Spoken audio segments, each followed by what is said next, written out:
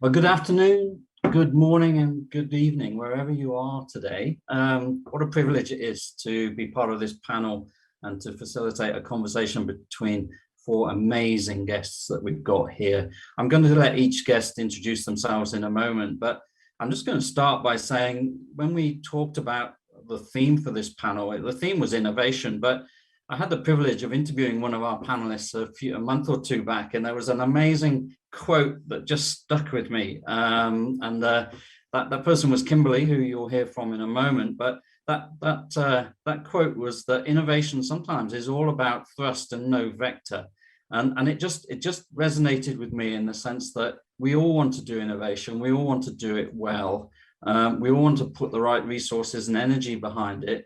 But what are we missing in terms of focus, in terms of delivering real results? And I just thought, exploring the topic of all thrust and no vector would be an interesting thing for such a great group of people to come together. So without taking any more time, because we've got a lot to cover today, I'd quite like to just invite our panelists to introduce themselves, particularly your role, who you are, where you work, and your location, etc. So perhaps I'll start with Debbie, if that's okay. Sure. Yeah. Thank you for having me.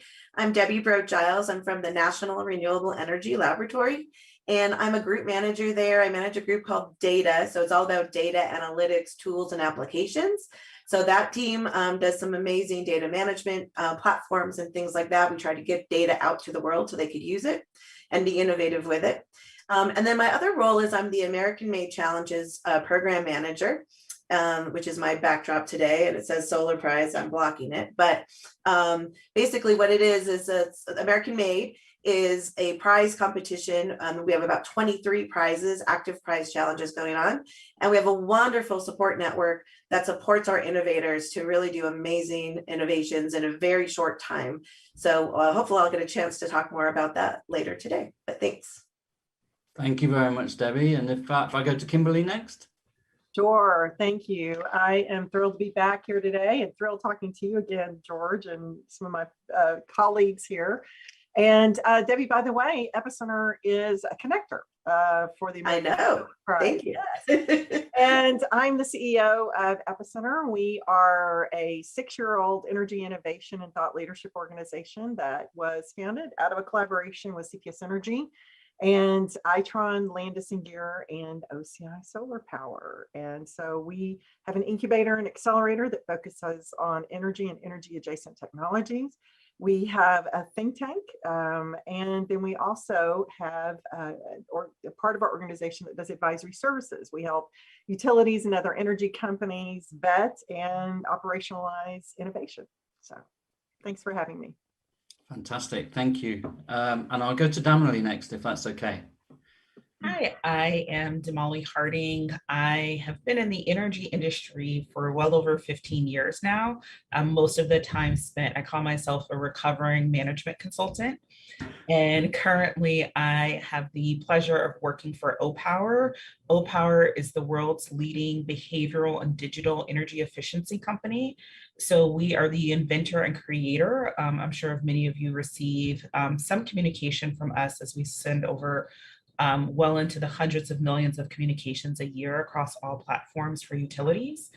And as we look forward and grow, we're looking to move and broaden that reach of energy efficiency. So thinking about different customers, how do we make the experience more personalized so that things like energy security are benefits to all. Fantastic, thank you very much. And last but not least, Josh, welcome. Thank you. So I'm Josh Gould. I lead Duquesne Light's Innovation Center as their first ever director of innovation. So Duquesne Light, headquartered here in beautiful Pittsburgh, Pennsylvania. We are a regulated electric utility that serves the greater Pittsburgh region, including Allegheny and Beaver County. And before I was doing this great job, I did something very similar at Con Edison in New York. And before that, I was a colleague of Debbie within the broader Department of Energy universe at RPE, which is the kind of energy moonshot agency. So I'm thrilled to be here and thrilled to be on this panel. Cheers, Josh. Thanks very much. My name is George Hunt. I'm the Chief Strategy Officer of Smart Energy Water. a US-based company, although I'm coming to you from the UK today. It's a global company, and it's really looking to connect billions of people to how they use energy and water, and how we address climate sustainability and net zero challenges, as well as deliver great experiences. So it's a real privilege to be on this panel today. We thought we would try and use the time as effectively as we can. So we've split the panel up into a couple of little sections. The first one then, and I'm a great fan of Simon Sinek, for those that know him. He wrote a book called Let's Start With Why. So I thought, when on the topic of innovation, we should probably start with that. So the first thing we're going to explore is why. Why is it necessary? Why is it important? Why now, etc. And then we're going to move in good management consulting style. Damali, I'm recovering too. We're going to move to how. How should we do it? What have we learned? What can we take into the approach to innovation? And then I'm going to give each of our great panelists the opportunity to share a story with us, or an example. And the brief was quite clear: the good, the bad, or the ugly, or all three together. So don't hold back, guys. Let's share the scars as well as the successes. So we'll see how that goes. We've got an opportunity then to take some questions too. So if anybody's listening and would like to post some questions, please go ahead and do that, and we'll try and get those as well. And finally, we'll give everybody an opportunity to share a closing remark that they can take away. So without delaying any longer, I'm going to perhaps I'll turn to Josh first, actually, seeing as you're the last to introduce yourself. Let me ask you what innovation means to you. Why is it a challenge sometimes? Why do you think it's important in this sector, particularly in the energy sector? And why do you feel that more of the same isn't enough? So over to you, Josh. Sure. So for me, innovation is a step change improvement that cannot happen in the normal course of business. So why is that important, right? What does that mean? So we all have a variety of kind of continuous improvement efforts. Utilities in particular are very comfortable and familiar with that, and they drive maybe even 90% of the results. But where innovation comes in is takes you really, again, a step change. And it's something that using your normal everyday processes, you simply cannot generate that degree of step change without it. So that's what it means to me. And why is it important? Well, it's important because, if you look outside of the world, the changes we need to make from a decarbonization standpoint, from an energy equity standpoint, from a racial justice standpoint, we simply cannot do it with the same set of tools. It's just not going to be possible. So it's not a nice to have, it's a need to have now. But the exciting thing for me is it's not just, okay, there's a definition and it's really scary kind of what we need to do. There's all these wonderful opportunities that are happening in the world around us where I really believe, innovation is being democratized. You look at the internet, you look at things like the blockchain, all this wonderful innovation is happening at the edge of the grid, and what we need to be able to focus on is be able to, how can we harness that? How can we turn that into an opportunity? So again, what is it is, to me, it's a step change. It doesn't happen in your normal course of business. Why? We need to. That's both a challenge and an opportunity. And at least for me, I'm biased because this is my job, but it gets me really excited. So glad to be able to talk about it today. Wow, what a fantastic answer. Thank you for that. Thanks very much. So same set of questions to Damali. I think I'll go to you next, if that's okay. Yeah, I think the why, Josh covered a lot of it, but for me, it's really making sure that we start to treat all of consumers equally, right? So this business is well over 100 years old, and it just simply cannot operate as it did even 10 years ago. Both consumers are smarter, public service commissions are smarter. We have way far more data about each person than, across not only energy use, but across shopping habits, across where they live, how they want to receive information. And simply to keep up, you're required to innovate. Again, Josh said it's not a nice to have, it's a must have.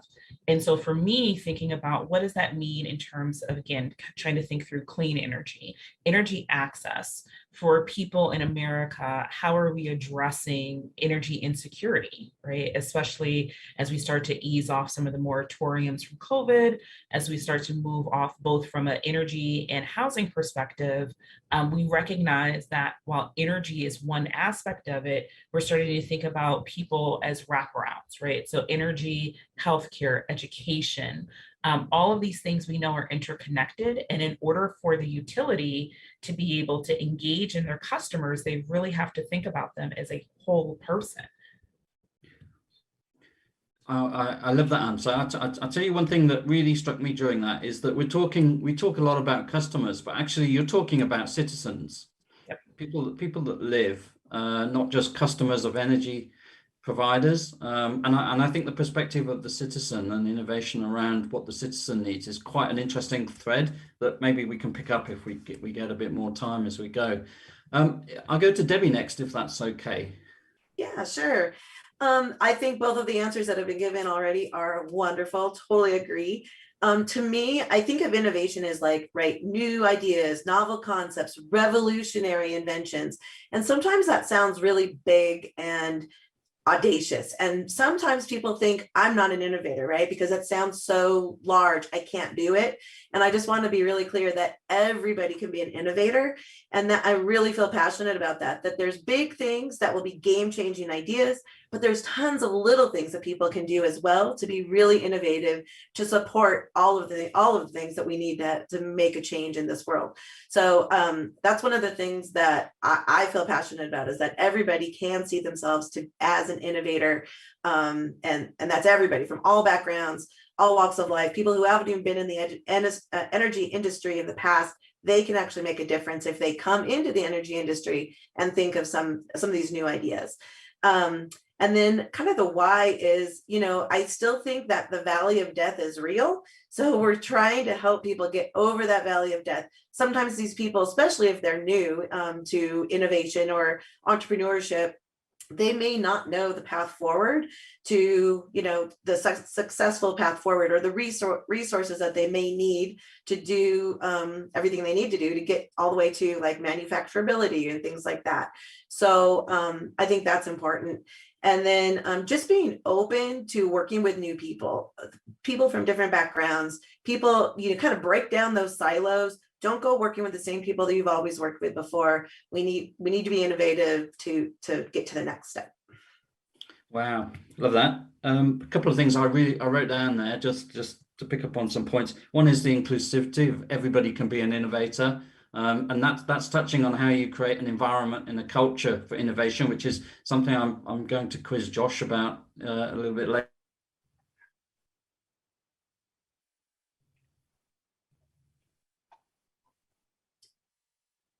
Uh-oh, I think George froze. Well, I'm glad that it's not just me. There you go. Okay. Well, since I think he was coming to me next, how about I keep going here? Sounds good. And so I feel like I need to say yes and to each of the things that you said. I would say that for me, when I am just simply, even within my own organization or within our startup clients or our utility clients, I ask the question, is this going to move the organization forward strategically? In other words, this isn't just a process improvement. It's not just falling in love with a piece of tech. It is actually making a difference. If we have a strategy, we have a goal, we have an outline of where we want to go. And is this innovation going to get us there, at least further along the way? And so that my personal why is the other kind of is adjacent to this and helps me drive. I got into energy because I care about our country's ability to respond to the challenges that are occurring, whether it is national security, or it is climate, or it is equity in our use of energy, and how because that matters to our economy and to jobs and so forth. So that's another piece of for me, the personal why, but I think nationwide, it's a big why for all of us and why we should care. So I see George is not back. I think so. I was thinking back to our call that we had in order to prep for this. And we were talking about how, and I think Kimberly, you had made the comment around small steps. And I went back and reflected on that. And the thing that popped into my head was that we compare innovation to the greatest thing since sliced bread, right? Which was very, very small, but it literally changed lives. And so I was thinking about like that idea of, we think of innovation as like, you have to, be the next, you have to have drones delivering packages. And that's actually not the case, right? If we look at, sliced bread, if we look at even Amazon, Amazon didn't start off with the idea of delivering packages via drones. They started off with the idea of, we're just going to be a one-stop shop and sell books on the web. And then they grew from there. And so how can we take that lesson and apply it to the industry? And I've spent a lot of time thinking about that. So I'll ask that to the panel before I offer my own thoughts. Welcome back, George. No, thanks very much. I'll let Damali's question get answered. I'm sorry, we were talking about potential loss of power when we were just queuing up for this, and you would not believe it. I just lost power, but I'm back. So let's answer Damali's question first. But well, thank you. I just want to emphasize, I think that's spot on, because there's a lot of myths around innovation. One of those myths is, you wake up one day with a fantastic idea and boom, like the world changes. It happens overnight. And it's so kind of spectacular. But the real, the on the ground reality is, there's a couple things, and this is what we try to drive home from a cultural standpoint as a utility. First of all, A, everyone is an innovator. And B, that means, and most of those innovations start with things that often aren't that sexy, maybe aren't that cool, maybe aren't that technologically advanced, often don't work that well when they first start out, right? And so I think a key culturally, and a key in terms of how we think about it is, let's give ourselves the license to try. Let's create a sandbox where the consequences of failure are small. And then we also start small. So let's not make it, let's not make the perpetual motion machine. Let's not start, what can we do to make progress today? What can we do tomorrow to incrementally build on that process? How can we set expectations that progress is acceptable? And that's how you really start. I mean, it just, having done this a couple of times now, starting an innovation group, it's really important that, everyone wants to talk about quick wins. Well, what people don't always talk about with quick wins is, well, you typically don't get a quick win when you're doing something like ridiculously ambitious. Like, you're probably going to fail there. So what a quick win looks like is like not very sexy. Now they're necessary. So anyway, so that to me, I think is the how. I think that weaves in a lot of, something Debbie said, that everyone can do it with, even the example of Amazon. Well, they started out small, and we have to enable and encourage progress.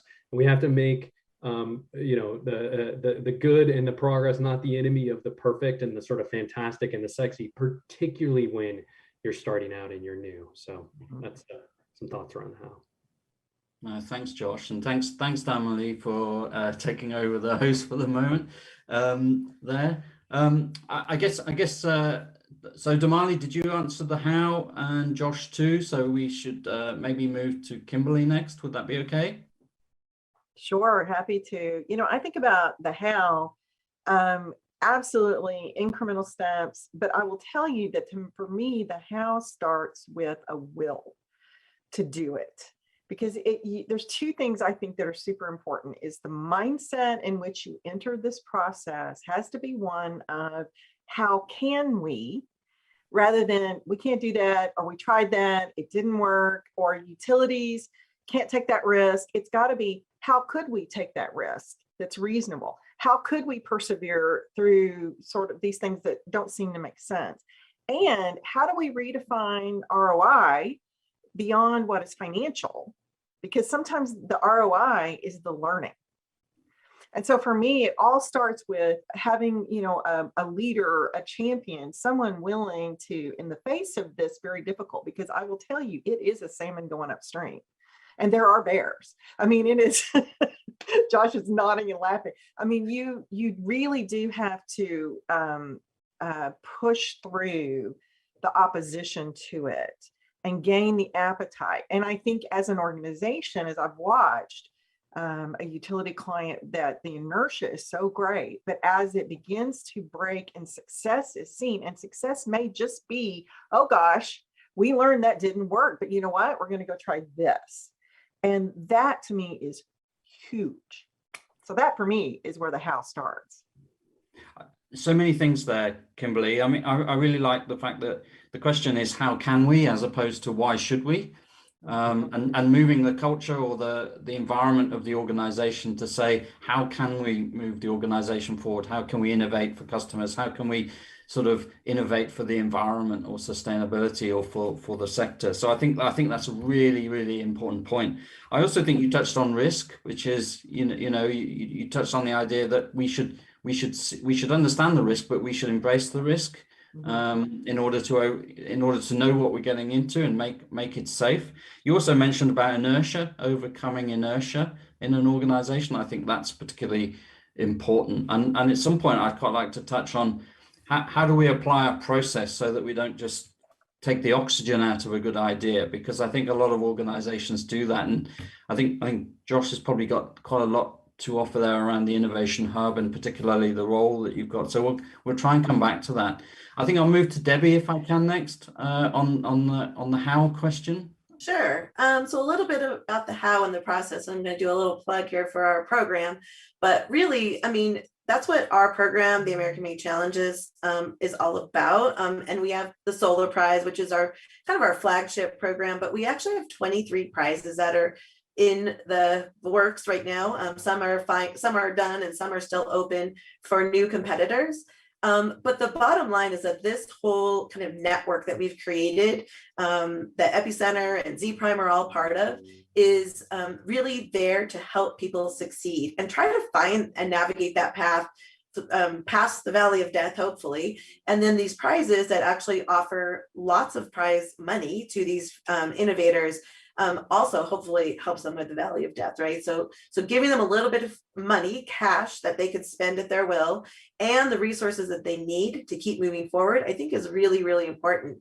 And through our 23 prizes, we have seen lots of good ideas come through from lots of different kinds of innovators. So from my perspective, we have no shortage of ideas. The ideas are there. They're going to keep coming, but we need those people. And I think we've already said it, that they need to not be afraid to fail. They may not win at every step of the way through our prize competition or through their path that they're on, but they need to try and try again. And we definitely have some examples of some folks that have come in, they've tried, they did not win a certain round, and then they came back. They took the input that we gave them and they, finessed things. They added people to their team. They did some things that were a little bit different, and then they came back and they tried again, and then they did win. So I think that the idea of, try and fail, and that's okay, and then try again and try again and try again is totally okay. And that's how innovation happens. So yeah, I think that's really, really important. So just throwing that out there. Thank you, Debbie. I wrote a few things down here I wouldn't mind asking you about. You mentioned about the importance of having a network, a supportive network, and collaborating with people that actually can help create an environment for innovation. You talked a little bit about incentivization in terms of prizes. But I think the prizes actually help to apply some focus as well, so some vector to the thrust, if you like. You also mentioned about not being afraid to fail. That also comes back down to something I think I heard Josh say as well, about a culture of innovation and creating an environment where it's okay to learn. And then finally, I wrote down resilience, which is, if at first you don't succeed. Can I quickly ask you, tell us about the Valley of Death. Tell me what that expression means in this context. Yeah, I think that just as innovators progress their solutions or their ideas, typically they do get to a point where they need more capital, more investment, more something more, right? Something that's like maybe product that it's hard to get. And especially in this world of COVID, sometimes the supply chains are kind of breaking down for some of these innovators as well. So it could be a lot of different things that kind of gets them to the point where they get stuck. But in my mind, it's kind of like where those innovators get stuck and they need help to get over that valley of death. And it can be money, it could be resources, or it can just be finding that right path forward to get the right solutions.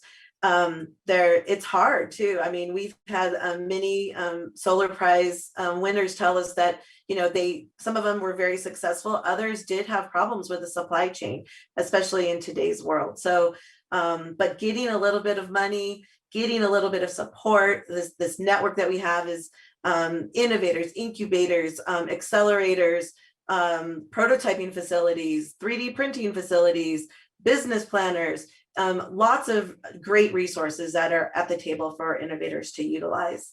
So we're trying our best to help these innovators get through and be really successful in a really quick timeline. You did mention the vector, and I do think that the prizes offer a very quick timeline. Like that, we have these stage gates where give us a great idea, and then if you win, you get, you know, a couple more months to work on a prototype, and if you win that, you get a couple more months to find a pilot partner.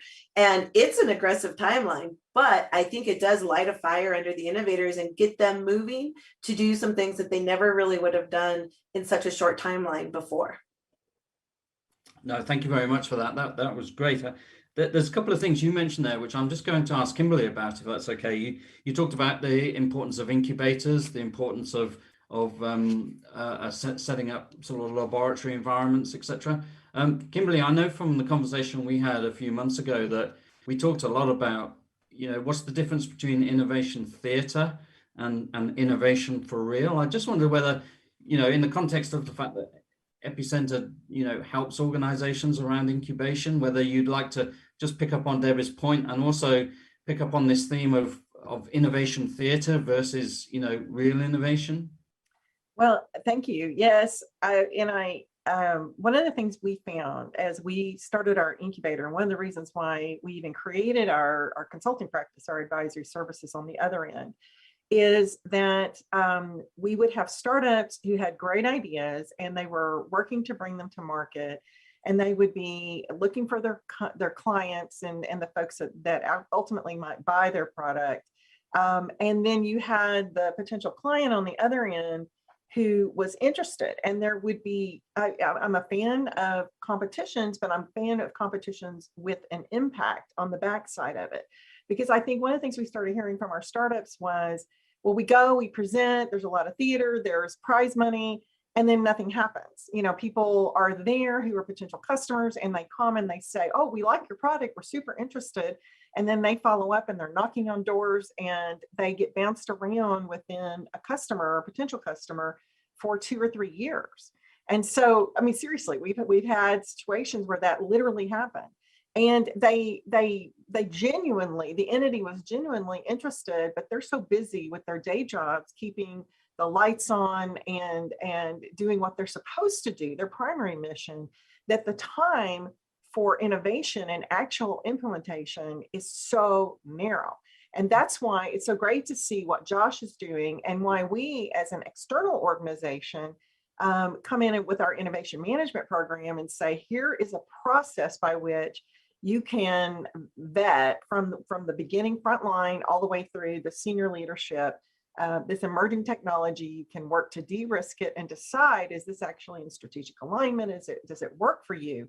And what we're seeing is it's cutting down on this idea of lots of activity, but not a lot of impact. And so, you know, with our startups, we're prepping them, they're getting in front of actual real prospects, plus they're getting some good customer discovery information, even if that company doesn't buy their product.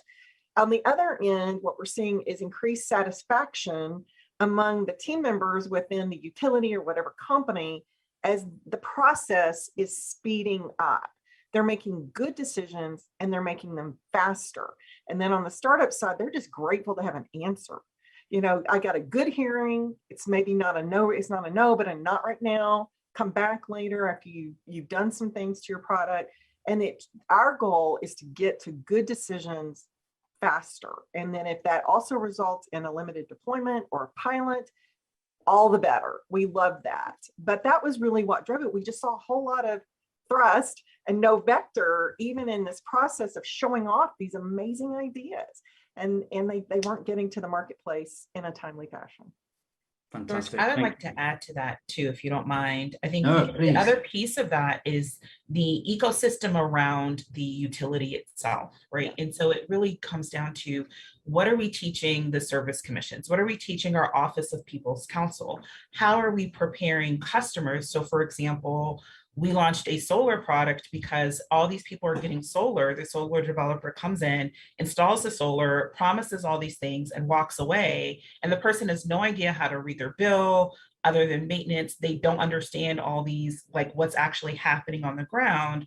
So it really has to be a broad ecosystem of, you know, your local clean energy groups, your local energy authorities, your public service commissions, your people's councils, your people's advocates, really understanding how are these innovations going to impact different customers. And also, how can customers start demanding these innovations, right? And start coming together to say, hey, you know, we really want text message updates on what our bill is going to be, or we want to be able to enroll in a prepaid program. How can we make that happen? And so you have, you know, across the country, a few different states where you have really active, you know, ecosystems, right? California comes to mind, New York comes to mind, of them asking, let's do pilots, let's push it, you know, electric vehicles, let's push all these things.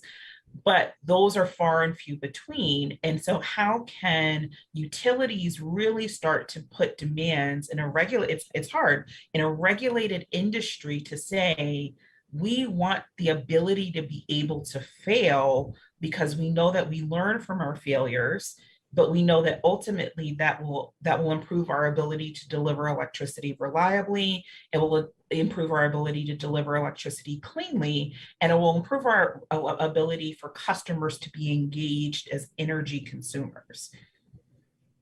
Thank you very much for that, Damali. You touched on so many things again there. A question to the whole group, actually, the role of regulators in this. You mentioned public utility commissions and councils and other things. Regulation is a sort of the collective term for giving us permission to innovate, permission to fail if we have to, in order to learn and innovate after that.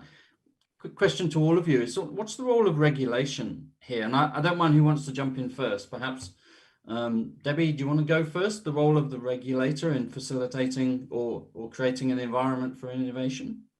Well, it's a good question. I guess I kind of think that if a regulator is going to make some new rules, new regulations, that opens the door to innovation, right? So it's like sometimes people think that might lock things down, but I think that actually that could open innovation up, because people can be more creative about those solutions.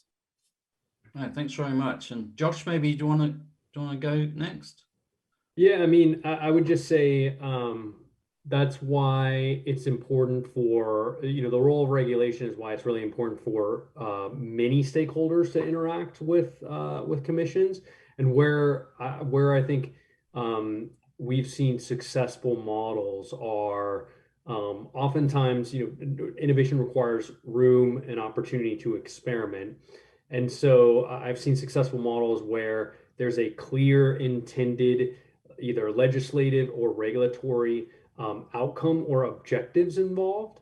And oftentimes, if the means by which people can achieve them are less prescriptive, that's often a good thing, because then that lets you experiment. Okay, we want to be more affordable, we want to be cleaner, and here's some general guidelines around that, but we're not going to be prescriptive. Have seen some really interesting things come to fruition with that kind of sort of objective-driven regulatory model that allows folks to experiment again within kind of boundary conditions.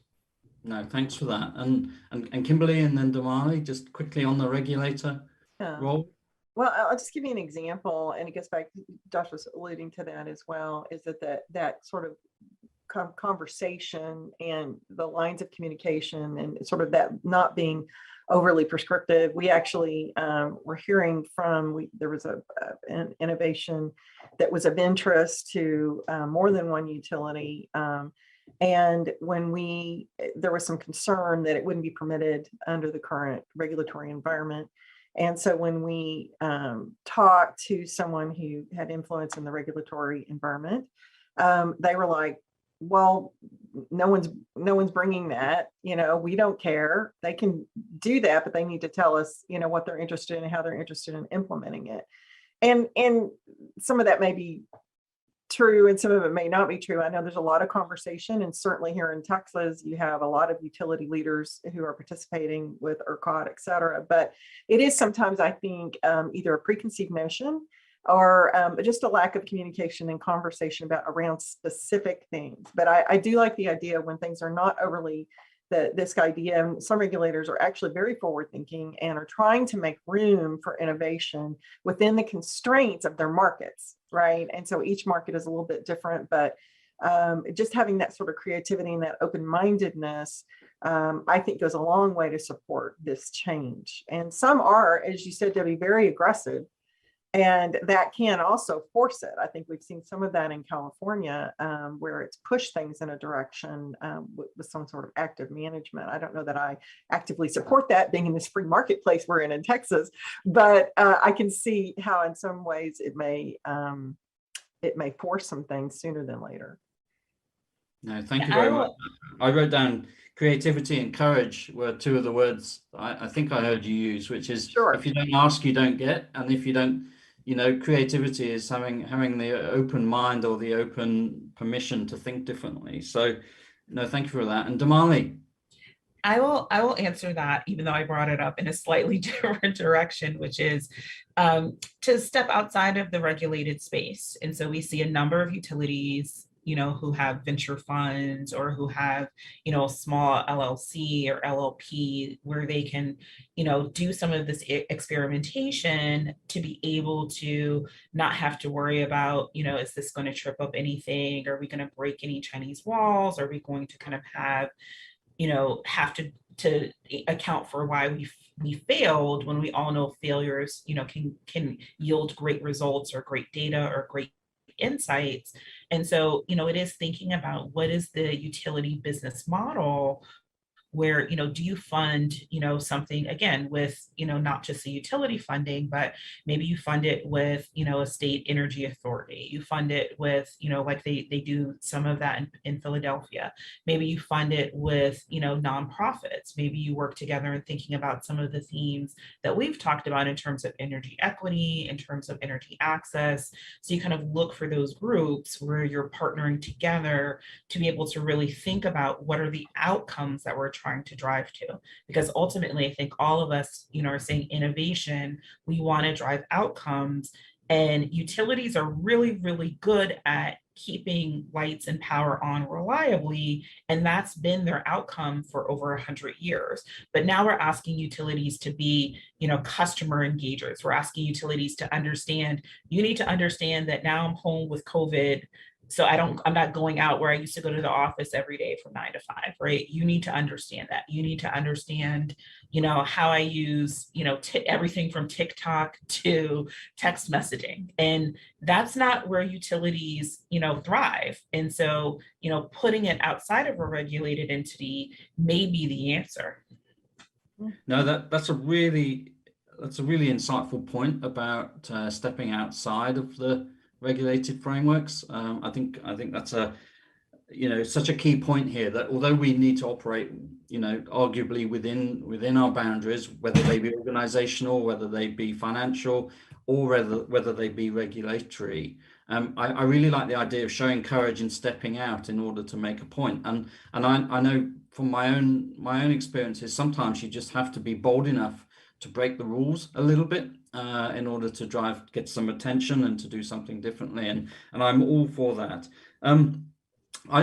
The time is whizzing past here, so I wouldn't mind.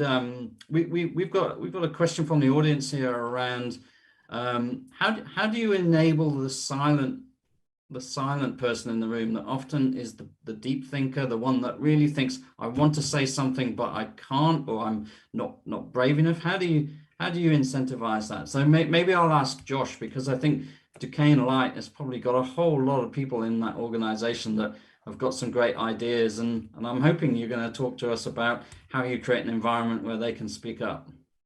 Yeah, so I think one of the really important things is the analogy we like to use here, and I think it's relevant to maybe not even just all utilities, but large organizations who are trying to change and innovate, is people really focus. You want to talk about innovation theater? People really focus on what we refer to as the fruit. So our analogy is, think of an apple tree.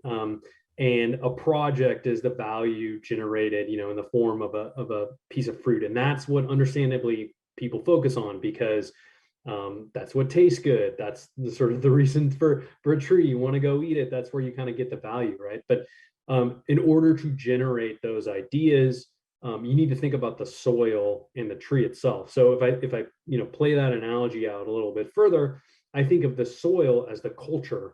Right? What are the incentives? What are the mechanisms of reward and recognition that would lead someone to propose an idea, that would lead someone to volunteer? And then I think of the tree as the program. What are the structures? What's the governance? What's the process looks like that then leads to the piece of fruit? So forgive the little diversion on the analogy, but I do think that's relevant. And I think what you need to do is you need to manage all three of those things at the same time. That's really thinking like holistically, without kind of over attributing one. But as it relates to generating ideas from the sort of quieter voices, that's where what is the soil and the culture that enables that to happen? What levers can you pull, again, from a rewards and recognition, from a who your leadership team is speaking to, is asking ideas from? Are you inclusive of all the right people? And then the tree, that program, you should have mechanisms by which you solicit ideas that don't just require an in-person 20-person Zoom meeting where you're just going to get the loudest voices.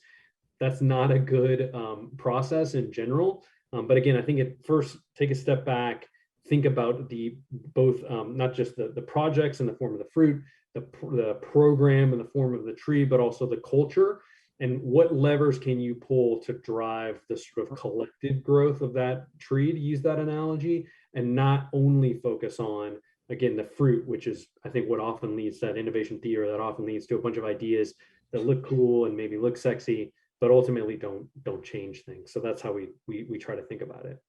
Wow.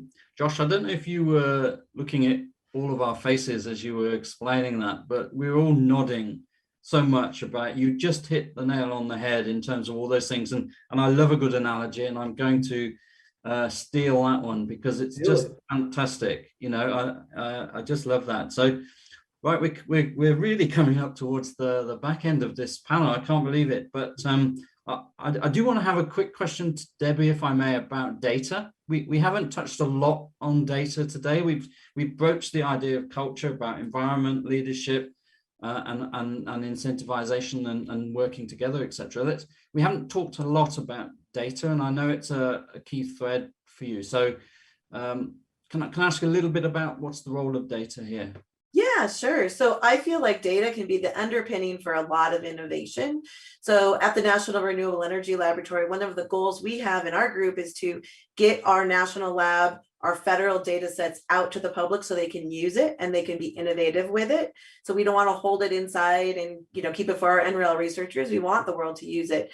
So we've developed some data platforms that allow people to get access to that data much more quickly. And some of these data are very, very big. So of course, over time now, some of our biggest resource data, like our solar irradiance data or our wind toolkit data, traditionally has been inside of the walls of NREL on a high performance computer.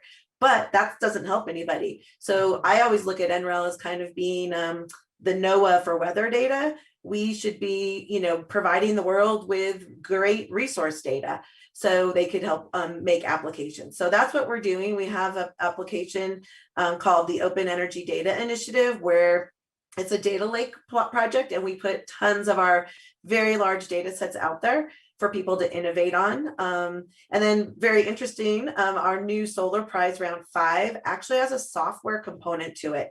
And so that just goes hand in hand. So now there's all these federal data sets that are out there and available for the world. And we have a prize that's like focused on trying to get some new software solutions to use that data. So I'm really excited about that. I can't wait to see what kind of ideas come in through that new software prize. But yeah, that's what we're really focused on. And I think, like I said, data is just the foundation for almost everything, no matter what the topic area is. You have to have good, solid foundation at the back end. And then I think the more we could share and provide access to that data, the better it is for really all innovators. Thank you very much. So I'm, as I mentioned, I'm going to religiously steal Josh's analogy here. Can you tell me what is data in the context of a tree, fruit, and soil? What would you call data in that? Ooh, that's a good question. I loved his analogy that the soil is the culture, and I agree with that. So I think the data is somewhere up in the tree. Maybe it's part of the trunk. Maybe the trunk. I like the trunk. But then everybody can take the data and take it in their own branch off and do their own amazing things with it. So that's what the data lake is all about. You can bring your own data to the table and match it up with other data and develop a wonderful, beautiful branch off to the side. Fantastic. How good is that? Okay, we're right at time, but I would like to give you all the opportunity to share a few closing remarks. So no particular order. Maybe I'll start with Damali, if that's okay. Yeah, so a couple of things. I think innovation doesn't have to cost a lot of money. And so I would say, representing Opower, choose your partners wisely. We've done a lot of really small pilots where we've done randomized control trials, and they really haven't cost a lot of money, but we've garnered a ton of insights for our utility clients. And so make sure that when you are going into a pilot, you understand, again, the outcomes you're trying to measure and how you're going to measure that, because it's really critical in terms of how you structure your pilot, your program, whatever that looks like. Thank you very much. And Josh, I'll go to you next, if that's all right. Yeah, so I would just say that all innovation ultimately is about relationships. And so what I see a common sort of failure mode of external innovators and even sort of internal innovators is a lot of talking and a lot of selling. Not that you don't have to do that eventually, but part of building a relationship is listening. Part of building a relationship is asking questions. Part of building a relationship is understanding the needs of your counterpart. So I just want to make that clear. I think that serves you in whatever function you sit in an organization, thinking about building and cultivating those relationships and doing that by active listening, active interest, and using that knowledge to think about how you can better serve your customers and your counterparts. Love that. Relationships and listening, that's really important. Debbie, very quickly from you, just a couple of closing remarks. I'm being prompted here. Okay, yes. I'm going to just plug AmericanMadeChallenges.org. The Solar Prize submission date is October 5th. So you have still plenty of time to get your submission in, and it's easier than you think to become an innovator today. So go for it. Fabulous. And Kimberly, EPI, Energy Partnerships Innovation, you can have the closing remark. Oh, well, thank you. Well, I think we've got some good tips for folks about how to gain some vector when you have lots of thrust, but having your top leadership down buy-in is critical, but you've got to have your middle management on board. So without that, every innovation will die either a secret or open death. Fabulous. All right. Well, thank you so much, everybody. That I can't believe how fast that went. And thanks for so many fantastic insights and experience. Really grateful.